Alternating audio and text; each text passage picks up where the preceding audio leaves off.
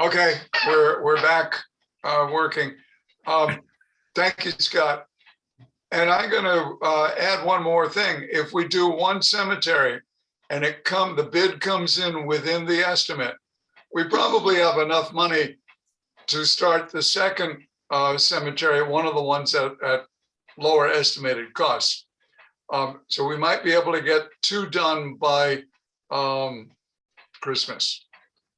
And that would be consistent with the timing for preparing a cemetery budget within DPW for annual town meeting 2023.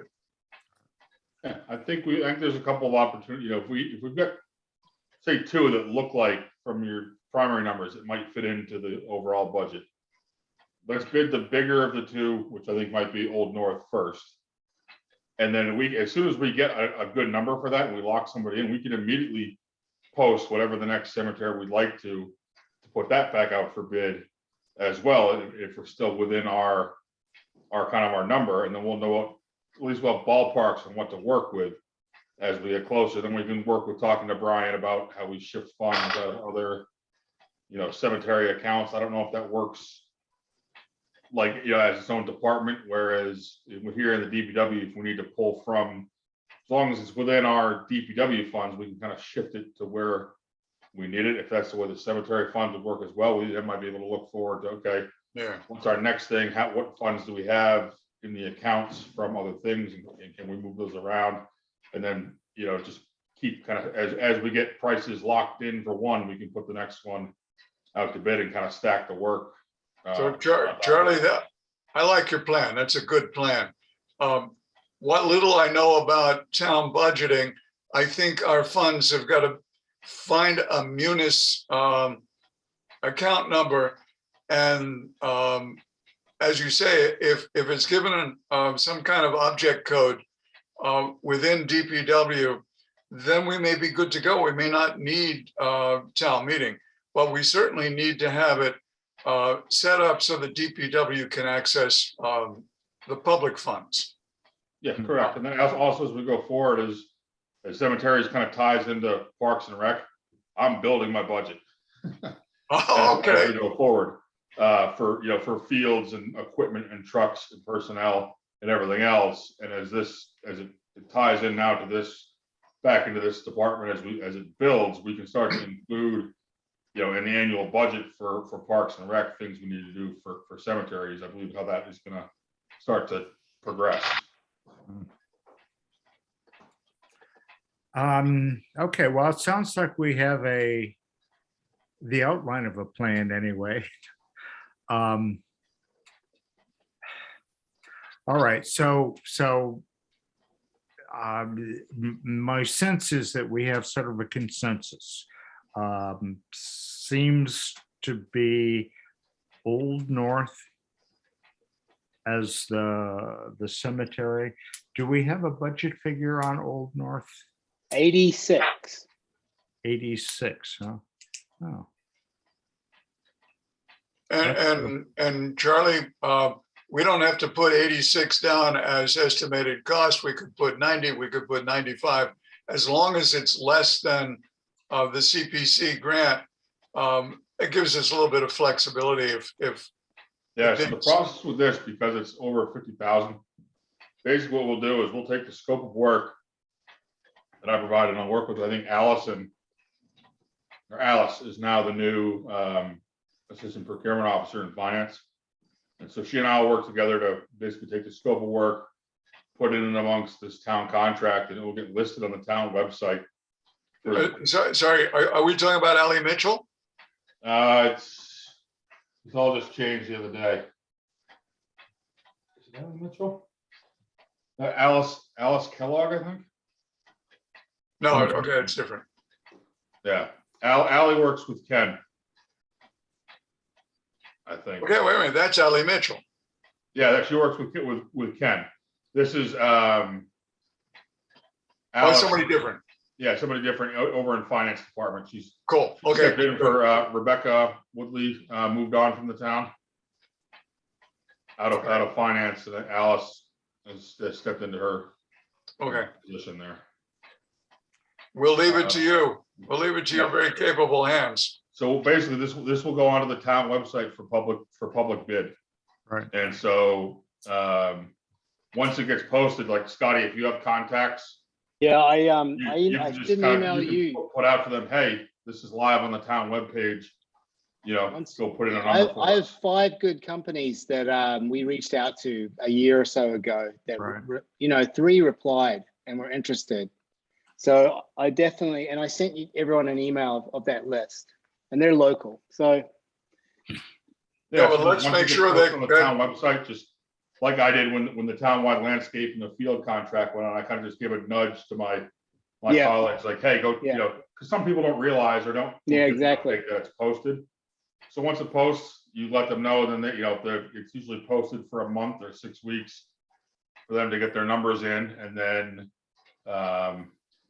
lowest bidder, we'll get a list of the bidders. Usually they'll say this is the lowest person, then it should come back to us to whether or not we find that bid acceptable, or we can reject all numbers. Yeah. So, 2 points. Scott, let's make sure that Richard Grubb is in the list of qualified bidders. oh, absolutely, yeah. Do we need more than 3? No, Well, let's so go. because this is going, if only one person replies back, because this is over the $50,000 threshold, it goes out to public bid. So if only one company replies, that could, and we accept the number, we don't, if it's not outrageous. Okay. We could go with that. If 5 companies, we'll have to look at all 5 numbers. So, what I'm hearing, Scott, you send Charlie the list of all of them that you think are capable of bidding. Sure. I noticed that 1 or 2 said that they didn't do total restoration work, Okay. but we've got at least 4, maybe 5, including Richard Grubb. Well, including Richard Grubb, we will at least have 3, because I know of 2 very strong companies here that would probably put a bid in. Yeah. So, And then in terms of the public documents, we need to refer to the Richard Grubb report so that whoever bids can base it on real data. and that's what Charlie has uploaded, right? Yeah, that I can distribute that. Like I said, I just took and broke apart their big giant list, cemetery by cemetery, so they're all on separate files. And at the beginning of that is their specific set of instructions on how things are going to be restored. So everybody should then be bidding off the same list of instructions. Okay. So, Alan, as you say, I think we have consensus. And so I'm going to say, if you call for a vote for Old North in total, I vote aye. well, okay, let Yeah. before we get to that point, all right. So we have a total of, let's say, $120,000 available. That's off the top of my head, but I'm pretty sure that's an accurate number. And we have an estimate of 86,000 to do Old North Cemetery. That presumably is the whole cemetery, all the the 1, 2, 3. Now, if we have, seeing how we have $120,000, and Quaker Cemetery, I think, was 35,000. Is that the number we have for Quaker? Yes. Quaker being the most visible cemetery, it might be, it'd be possible maybe to do those 2 with the money, under the money constraint that we have. And so that would mean that we could do 2 cemeteries, both of them in fairly high visibility, but particularly Quaker. And so, yes, Lee? In general, I agree. I'm just saying that we should do it in series rather than parallel.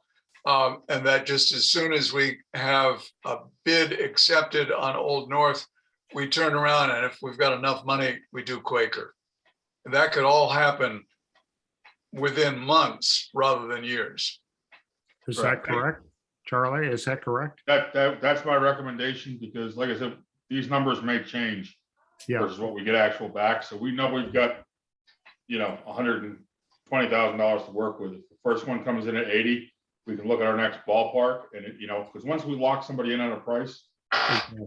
they're locked in, and then we at least know what we have to work with, and we can then immediately release. the Oh, next okay, well, that cemetery makes for sense bidding. then. And as long as we can follow up fairly quickly and not have to wait another year to do the next cemetery. Maybe. hmm? We'll see about that. Yeah, I know, we'll see. Okay, so it sounds like our consensus is to go for a bid on Old North Cemetery to do, 1 through 3, all the stones in that cemetery. And we have a ballpark estimate of around $86,000 for that. All right, well, let's agree to do that. And Charlie, what else do you need from us in terms of anything? I don't think much. If we just want, like I said, I'll distribute the packages as we have them, and then if everyone wants to just take a look and make sure I haven't missed anything, as far as, or if there's anything in there that jumps out and say, hey, like, let's skip over this for sure, or if there's anything in there that we need to poke out, or focus on, I'll start working on finance as to getting this written up, because we've essentially, the hard part though is making sure we've got the funds available for it, but if these are already set aside, we should be able to just get this out relatively quickly, I hope. Right. Well, we'll see. We'll see how that all goes. Okay, just a little bit of organizational business. Charlie, I'm going to look for the minutes of a meeting of about a year and a half ago when Brian Turbot came, because Okay. it's got some numbers of town accounts Perfect. that may help you in organizing them. There is going to be a slight delay. I don't know whether everybody realizes it, but this weekend, 3 major religions have their holiday this weekend. Of course, it's Easter. Friday is Good Friday, Sunday is Easter, but it's also the first night of Passover. The link is that the Last Supper is reputed to have been a Passover Seder. And I think there's something big in Islam as well. So out of all that, Lee and Priscilla are going to their daughter Claire in Connecticut. And it may take me a day or two before I get all this organized. Okay. Great.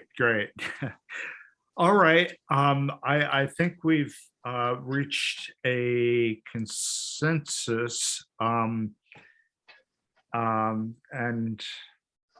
minutes are going to reflect that Lee moved it, Scotty seconded, and we voted unanimously. okay, all right. And I'll pass that on. I'll follow up with a phone call to Fran and Barbara. And Yeah, I will try and get these out as soon as I can. okay, yeah, no, that's I know it's a crazy weekend. It's been a crazy month so far. I don't know what it Do we is. need to vote on anything? Well, I think Lee just recounted that we did vote on. Yeah, Scott, you will be the seconder. I I'm did making the second motion. that. And to repeat, it's to approve the action of Charlie Palacci to establish a request for bids for conservation and restoration if needed, although we'll play that one down, for Old North to do the entire cemetery. And within the request for bid package, there will be a file of the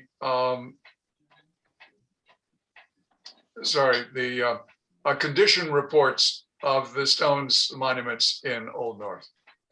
Correct. And that if that comes in anywhere close to the estimate, we'll turn around and we'll do one of the less expensive cemeteries, probably Quaker. Okay, All right, sounds good. does. It does. Let me just check and see if there's anything else here. Hopeless.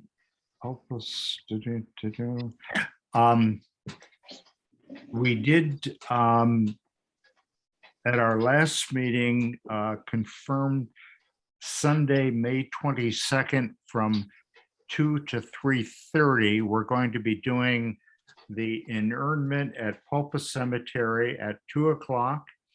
And once that's finished, we're going to move down to the Quays Asylum Burial Ground and do the dedication for the monument that's there.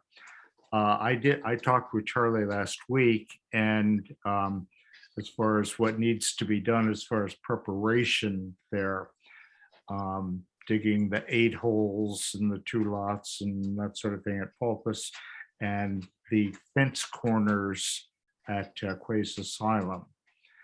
So, well, Alan, I did visit the parking area at Quays Asylum. Depending upon the size of the equipment that they want to get in there, a bobcat will slip through between the boundary chain and the brush. If they want something bigger, we have 2 possibilities. One is to get somebody with penetrating oil and a good wrench to undo the wire. The clamps have rusted a little bit, to loosen it up so that they can drive through. Or, heaven forbid, do a little bit of trimming of the brush so there's enough room to slip around the side. right. I'll talk with the maintenance department of the Conservation Foundation to see if they can be of any assistance. They get a tractor in there to mow the field in front of it, and well, if they've got some route in for a tractor with a batwing mower, surely DPW could follow that. right, I'm not sure how they do that, but I'll find out how they get a machine in there to do the mowing. Yeah. So That's okay. good. One yes. other, Fran and I both saw at Founders the erosion gouge in the laneway, and you mentioned that we may do a condition report, or we may just report through Charlie that access road needs a little bit of work. Right. Charlie, yeah, that's Founders Burial Ground. That's the one off of Cliff Road. There's a sign out on the road that says cemetery, and you go up there. What's happened is that every time it rains, it's a fairly steep hill, and there's pretty much a trough down the middle of it now.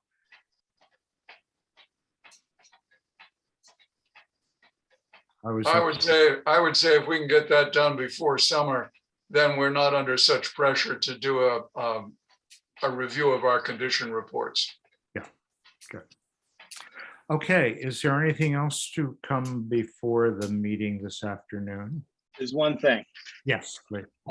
At Pulpus Cemetery, I'd sent out an email about Mr. Reinhardt, Hardt. Oh, yes. And there are going to be 4 burials in the plot. However, they would like 5 names on the stone because they have a memorial name of someone who's passed somewhere else in their family. And that was what I was emailing about. Okay, thank you for reminding me. I meant to put that on our agenda here for. Yes. So there will be 4 burials in that, and all they're asking for is an extra name. Add another name on the stone, and it's all just going on one stone. Yeah, I don't see any problem with that as long as the stone is the right size and all that sort of thing. Are you good, Lee? Agreed. The Yeah. hands So are I up, just- or, yeah, I'm all in favor. I don't know if you can see this. It's a little blurry. No, it's blurring. Yeah. Yeah. Okay. No, that's initially I thought that they just wanted to put the names there with no burials. And when I thought that, I said, wait a minute, we need to discuss this. So anyway, as long as there are going to be some burials in there, as far as the names, they can put whatever names they want. So do I need to move to approve this one?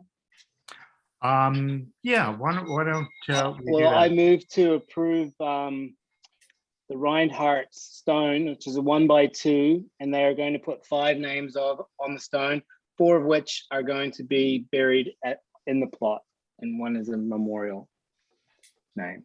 Okay, we have a motion, Lee. Aye.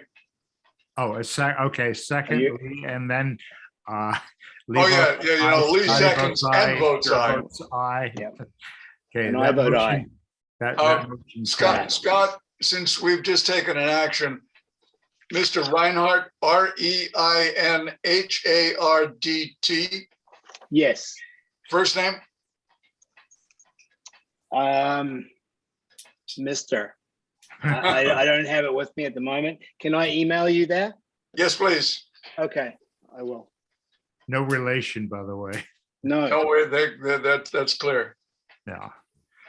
Okay, is there anything else to come before the meeting this afternoon?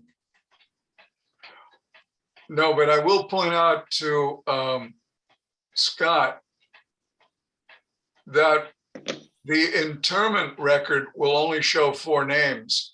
And Yes. so in terms of long-term history, how they want to create a file for that 5th name may take some working with Phyllis and DPW.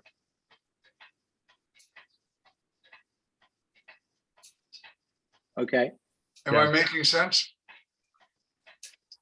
Yeah, it's kind of like, yeah, There will be no death certificate in Nantucket Vital Statistics for that 5th person unless it was filed separately. Gotcha. okay, so we'll let the family know that. Yeah. Yep, So- will do. Good. Okay, Okay. I'm sure I'll think of something as soon as I sign off. In the meantime, is there anything else to come before the committee or the commission this afternoon? Yeah, I'm just going to repeat that Phyllis may want to organize a test on the Yeah. recurring Zoom link that we'll be using going forward. Yes. We'll Yeah. Well, I can't believe, I don't know why it is. We have this issue all the time. Okay, I'll follow up on that. I declare then that we are at the end of our agenda and the meeting is adjourned. Thank you, Thank you. guys. We'll see ya. All right, Thanks, Great. Charlie. cheery bye. All right, Okay, I'm going to Charles. click the button that says end meeting for all. Bye-bye.